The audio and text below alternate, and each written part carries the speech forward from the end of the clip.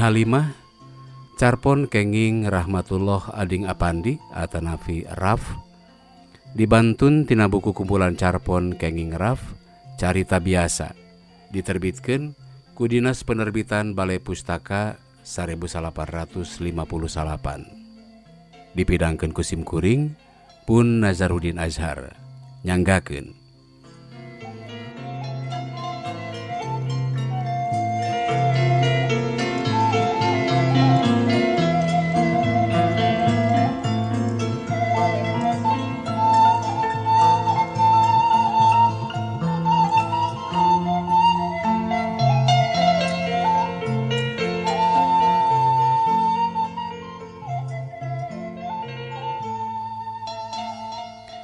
Lamun manehna keur ngagelik ngaji di ngeunah-ngeunah kuring sok sirikna teu ngadepong gigireun imahna.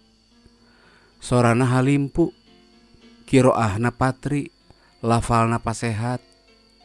Ari kadengena sok geus peuting dina kaayaan geus simpe jempling. Nu kadenge ukur sora manuk nu sok liar peuting jeung sasatoan laleutik jeung sora curugna cai pancuran di tampian. Sok remen kuring keheul ka manehna. Pedah ngajina taralila. Taralila sotenan cek ukuran kuring nu moho ngadengekeunana. Da ari ajianana mah sok meunang 2-3 rukuna.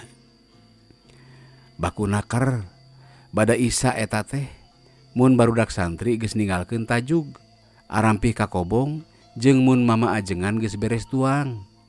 Da ari mama ajengan mah tuangna teh sok geus peuting. Sajolna ti tajuk bae. Tah, sanggeusna merenkeun wawadahan, leosna Nyi Halimah ka pancuran teh ngadon wudu. Dianteur ku adikna nu nungguan panto dapur nu dikemplongkeun sangkan pancuran kacaangan ti jero pawon.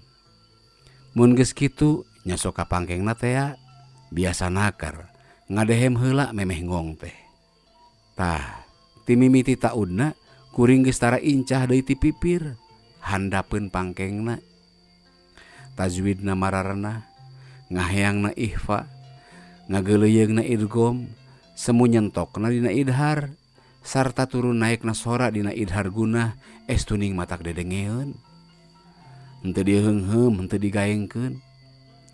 Hiji-hijina kalimah suci teh kadenge kalawan atra. Pikeun kuring oge nu handap keneh dina sorop jeung nahu ajianana sok katuturkeun. Sawatara ayat sok katewak pihartieunana, sok karasa pimaksudeunana. Biasana keur mun keur ngaji manehna sok ngarandeg. Mun teu kaganggu ku adina nu nyaring, kudu dipepende deui atuh ku parentah mama ajengan bapakna sangkan cempor di tengah imah dileutikan. Tah, mun keur kitu, mun keur jempe ka salang kitu, jemplingna alam teh sok kaganggu kuting calakatakna santri di kobong nu masih keneh heureuy garo gonjakan. Nu tadi mah teu kadenge sotenan bane kuring keur husu katungkul ku galindengna sora nu ngaji ngagelik.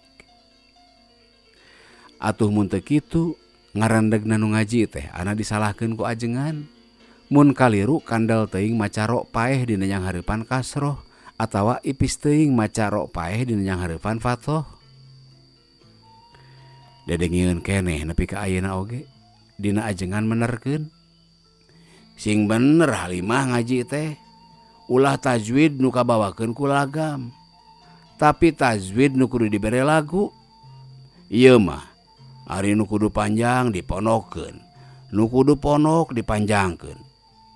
Cik, naon hukumna ro faeh nya hareupan kasroh teh Limah? Ku Nyi Halimah dijawab, ari nun paeh yang hareupan alif, ceuk ajengan deui. Ku Nyi Halimah dijawab deui, mun yang hareupan B, mun yang hareupan qaf, mun alif yang hareupan huruf saksi, mad naon ngaranna Limah? Pertanyaan-pertanyaan ajengan dijawab ku Nyi Halimah kalawan bener. Tuh geuning, apal kana tajwid mah. Tapi nah atuh ari prakna sok salah. Sanggeus kitu mah pek deui Nyi Halimah maju hancana. Ti lebah ayat nu can anggeus tadi teh.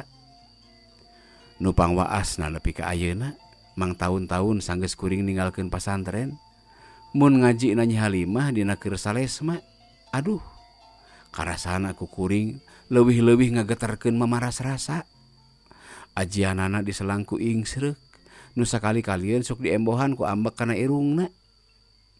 Tapi galindengna nu semu ngirung lantaran salesma, nu sok dipegat-pegat ku ingsreuk, karasana leuwih patri. Matak leuwih moho nu ngadengekeun, nya kuring. Nuti barang manehna wulu keneh geus ngadepong di luareun gigireun pangkengna. Teu beda ti Abu Jahal nu kapincut ku gorolangna ayat-ayat Quran, basa manehna rek ngubrak-ngabrik tempat Nabi ngaos lantaran golonganana rea nu kapincut ku kalimah-kalimah dina Al-Qur'an. Loba di pasantren tempat kuring nuntut ilmu agama nu bisa ngaji, nu ngareunah qiraahna, tinu ngagoronggong sorana bangsa si hadir. Budak nu budug teu cager-cager tapi encer uteukna, nempi ka nu sorakna leutik tapi patri bangsa mangkandar, murid ajengan nu pangkamanahna. Tapi najan kuring sok resep ngadengikeun unggal qiraah, nu ngeunah qiraah Nyi Halimah mojang anak ajengan, karasana ku kuring luar biasa. Ari lebah dinyana mah gampang kaharti. Ari sababna nu boga sorana geus lila jadi papaes hate kuring, jadi kembang nu ligarna sanubari, dikikis ku kacinta nu medal tina takdir Rabbul Alamin, saperti takdir nu diturunkeun ka Adam jeung Hawa, ka Muhammad jeung Khadijah, atawa ka Romeo jeung Julia.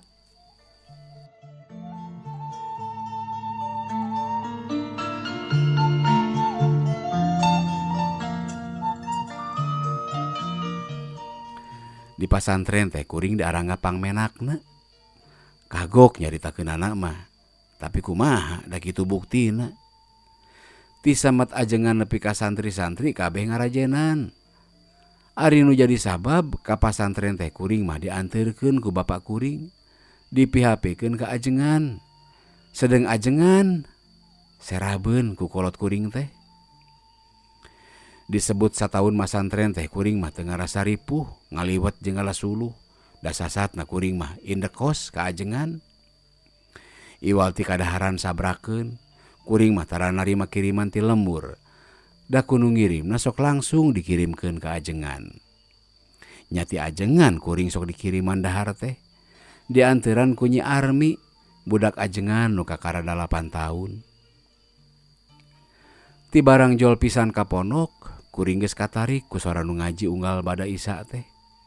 Tapi can kawenehan papanggih jeung jirimna nu boga sora. Geus kadenge ari ti batur sakobong mah, yen nu ngaji teh Nyi Halimah, budak ajengan geus parawan. Geus ngadenge deui gerentesna barudak santri oge, yen Nyi Halimah teh mojang rupaan. Tapi ku kuring teu dipirosea, teu percaya sanyana mah. Ari sabab geulis cek barudak santri mah umumna sok sulaya jeung buktina. Barudak santri mah arang nenyo mojang tegep atuh da. Da puguh di pasantren mah lian ti kulawarga ajengan mah tara aya parawan ngulampreng. Jadi kaharti mun unggal awewe disebut geulis teh. Kaharti deui nu geulis cek santri sok sulaya jeung nyatana teh. Geus 2 bulan kuring mukim di pasantren. Tapi can kabeneran papanggih jeung Nyi Halimah mah. Tararang ieu, kembang pepelakan ajengan mah tara meunang incah sagawaya. Turug-turug kapan ligarna kembang teh, sasatna dilingkung ku bang bara nu keur mareujeuhna lapar ku madu, nu teu kaop nenjo aya kembang ligar. Kungsi kuring nenjo manehna saliwat, asup ka dapur tas ngubah wadah, ngan sakolepat pisan. Ukur katenjo cindungna nu beureum geus semu belel, jeung bitisna ngoleh nyai basa keur unggah ka dapur. Kakara nenyo dadeg pangadegna sakolebat, kuring jadi panasaran. Hayang nenyo jirimna.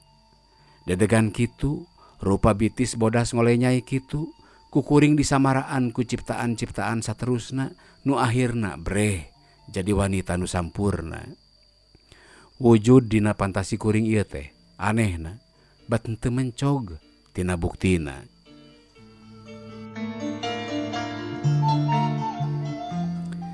Asa aya jalan, basa pancuran paragi barudak santri marandi teu ngocor teh. tara aya nu wani mandi di tampian paragi kulawarga ajengan. Demi kuring harita teh disusulan ku Nyi Armi. Pokna dipiwarang ku emak bisi Aden nya. Aden kuring disarbutna di pasantren teh rek siram di pancuran tukangan dapur. Rek turun pisan kana bag-bagan. Nyi Halimah bangun rurusuhan ngelek seseuheunana rek hanyat. Ngan ukur sadilak ngareretna ka kuring. Bari tungkul manehna asup ka dapur.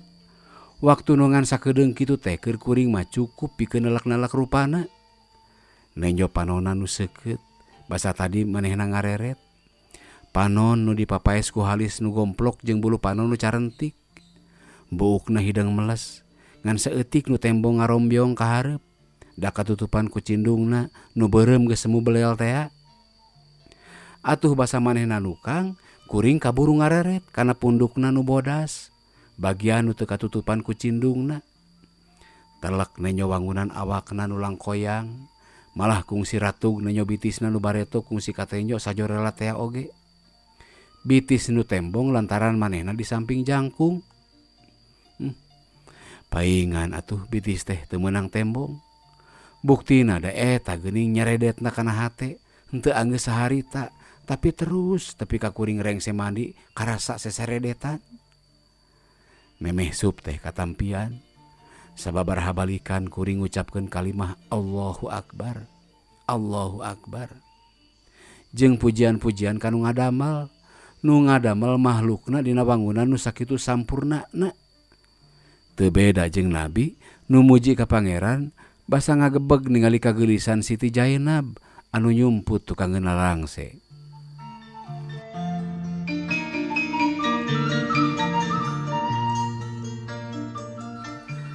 Gok deui papanggih sakali deui di dinya keneh.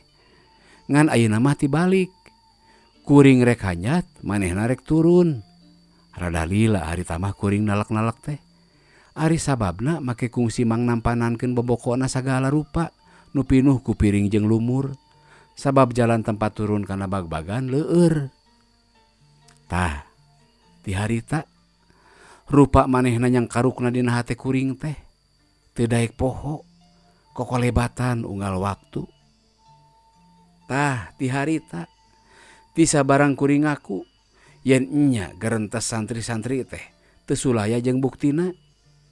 Kuring sok ngadepong di pipireun pangkengna, ngadengikeun manehna ngaji, ngadengikeun sorana bari nyipta rupana. Kuring bujang nu keur mimiti mangkat beger, mimiti mabok asmara. Demi manehna nya sakumaha adat mojang di pasantren. Mun papanggih jeung kuring ukur ngadilak.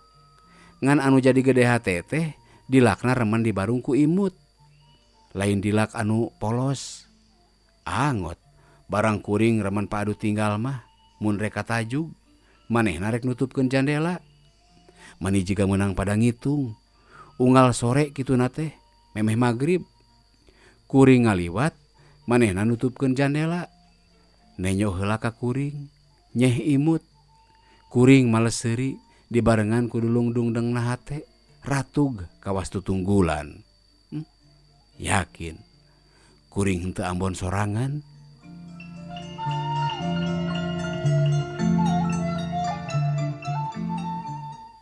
Hayang teuing angeun waluh di empalan. Hayang teuing geura wawuh, geus wawuh rek diakalan. Tah, keuna kana eta kaayaan kuring harita teh. Karasa geus wawuh, sanajan can kungsi patanya, kakara silih pelong jeung silih imutan wungkul. Pangajak hate geus hayang tuluy lumaku kana ngakalan. Diteangan kumaha jalana, keukeuh teu nimu. Lah-lahan, rek torojogan datang ka ajengan, rek balaka ngebrehkeun ka hayang ati. Tapi dipikir deui dibolak-balik. Karasa kurang hade. Era meureun cenah ngaji can bebeunangan geus mikiran nu lain-lain. Rek nyoba-nyoba dipokeun bae ka jinisna. Har. Na iraha teuing papanggihna. Mun panggih dina jandela wae kumaha? Ah, piraku. Boa di pangkengna aya nu sejen. Tungtungna. nyareku surat bae rek dibikeun lamun manehna keur ngaji. Lila pisan kuring nimbang-nimbangna ieu putusan teh. Kungsi kuring nyeun surat nu panjang lebar. Kecap-kecapna diraeh dipapaes ku Purwakanti. Malah make diselapan dangding sagala. Inget keneh pupuh Asmarandana 2 pada nembongkeun ka tineung pikir. Teu jadi disosoeh deui. Tungtungna ceuk hate teh. Mending pondok catur panjang maksud. Dina kertas sacebir nakar kuring nulis teh ku aksara jeung bahasa Arab. Unikna ana uhibuki. Hartina teh kuring cinta ka anjeun. Di handapna ditanda ku kuring. Eta oge memeh diiangkeun teh lila pisan diujina dina hate. Basa manehna keur ngelak ngaji, inget bae keur maca surat Yusuf dina palebah ayat anu unina kula geus nurunkeun Quran ka maraneh kabeh dina basa Arab sangkan maraneh malikir. Tah, kuring kaketrok kana bilik lalaunan. Halimah, cek kuring rada ngaharewos ditompokeun kana bilik. Reg nu ngaji teh eureun, taksiran manehna geus nyahoeun yen kuring nu boga sora. Pokna lalaunan. Saha eta? Anak, jawab kuring. Bade aya pikir saeunaon? Cenah deui. Ieu tarima warkah, cek kuring deui bari moncorkeun surat kana conggang. Kakarage karasa dicokot ku manehna. Kadenge sora ajengan. Kunaon Halimah? Ngaji teh runag-ranag bae. Nyi Halimah teu ngajawab, terus maju hancana. Tapi atra, tetela pisan ku kuring kadenge yen sorana semu ngadegdeg. Peuting isukna kuring geus ngadepong deui bae. Taksiran manehna oge nyahoeun yen kuring keur nungguan walonan. Da buktina teu lila basa manehna kaganggu ngajina lantaran adina nyaring. Barang rek ngong deui ngaji ngaharewos. Canak bae ku abdi diponcorkeun. Clik, kertas bodas ragrag ka kolong. Gura-giru ku kuring dicokot dibawa balik ka kobong.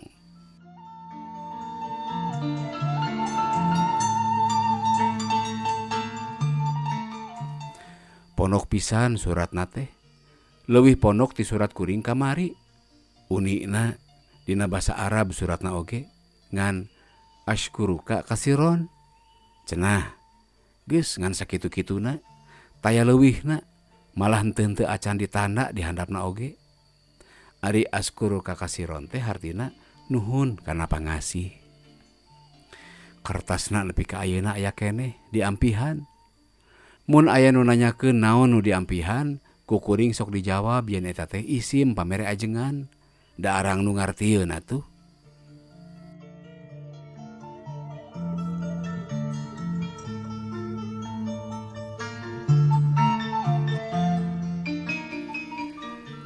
Genep bulan kuring hahadean jeung manehna. Maksud hahadean teh pada neundeun hate. Lain kawas barudak kota. Nu disebut hahadean teh seubeuh reureujeungan, seubeuh ngobrol patepung catur. Minangka patepung caturna teh kuring mah ukur ku surat. Sok diteundeun dina handapeun piring dahareun atawa dipihapekeun ka Nyi Armi adina teh. Pisah, basa kuring ninggalkeun pasantren, rek nuluykeun sakola. Geus leungit surat-suratna nu sajen mah. Nganu masih keneh diampihan teh suratna nu pondok teh bae.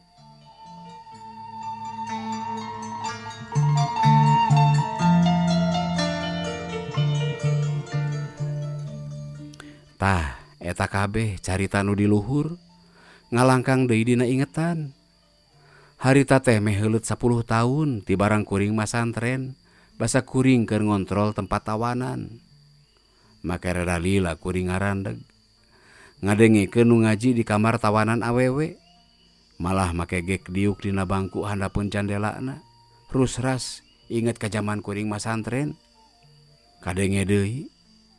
Sidik sora Nyi Halimah.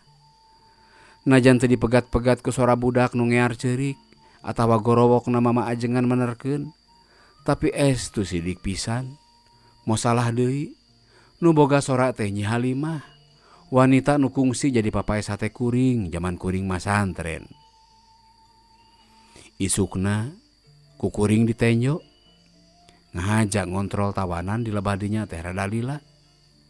Sidik teu salah deui. Nyi Halimah eta teh ngan jadi rada kotor ayeuna mah, tapi kelemang narupa basa keur jadi kembang pasantren, sidik keneh naker. Saha ngaran? Ceuk kuring. Halimah, jawabna bari tungkul. Tetela atuh henteu nyalahan, sidik Nyi Halimah.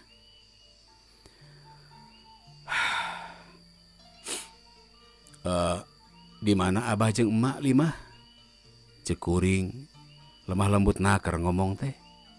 Manehna bangun ngarenyag, pek ngareret nenyo beungeut kuring, taksiran ingeteun keneh, tapi teu ngajawab kalah segeruk ceurik ku kuring ditungguan. Geus rada lila pok nyarita tatag naker. Pokna, salaki pun bapa sareng pun biang, nu henteu tuah teu dosa, seep carem ku anak buah bapa nu bade ngamankeun. Kuring teu bisa ngajawab. Tamat lalakon teh tepi kadinya, taya caritakeunana deui. Ari sababna ngan sabulan ti harita kembang pasantren teh pindah ka imah kuring, jadi pamajikan kuring. Kauntun tipung ka tambang beas, sugan teh rek di akhirat jaga kalaksanakeunana teh. Tetela Gusti Allah teh maha kawasana.